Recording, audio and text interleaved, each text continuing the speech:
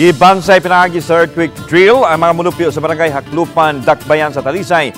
Sa ngayon nilang pagabuhaton kung adunay moigo nga linog sa Dakbayan. Ani ang report ni Femery Dumabok.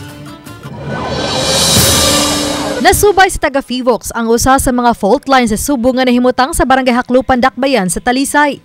Tungod niini gipahiga ng community earthquake drill sa mga mulupyo sa barangay aron mabansay sila sa angayan nilang buhaton kung mahitabo mang maglinog tungod sa paglihok sa fault line nga misubay sa bukirang barangay sa Haklupan. Misalmo sa drill ang mga sakop sa Talisay City Disaster Risk Reduction and Management Office, kapulisan, militar, kabumbiruhan, mga opisyal sa barangay ug mga mulupyo sa tulo ka sityo. Gihangop ni Mayor Samsam Gulyas ang pagpahigayon sa community earthquake drill aron mabansay ang mga mulupyo ug dili makalitan kung aduna nay linog. Gitataw sa mayor nga importante kayo ang pagpangandam kay dili man matag-an kung kanus-a moigo ang katalagman.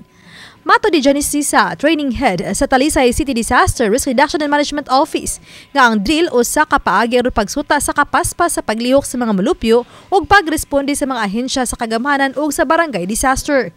Kabahin gyapon kini sa mga kalihukan sa National Disaster Resilience Month. Ang ato ang community or individuals ma-aware bitaw sila nga unsay mga proper procedure nga dalas bitaw nga mga casualty or dalas nga mga injuries. Dano karon sa Talisay CDRRMO ang pagpagayon usab sa community flood drill sa mga dapit nga sagad bahaan panahon sa ting-uwan. Nang every nga nang mo strike gyud ang uwan, ato gyud nang i-contact ang tanang barangay, hilabi na ng mga coastal, mga river banks nga para ilahang ma-activate ang ilahang early warning. So usa na sa early warning nila nga pag agwat sa mga tao, labi na katong mga nangaligo nga dili na mga ligo.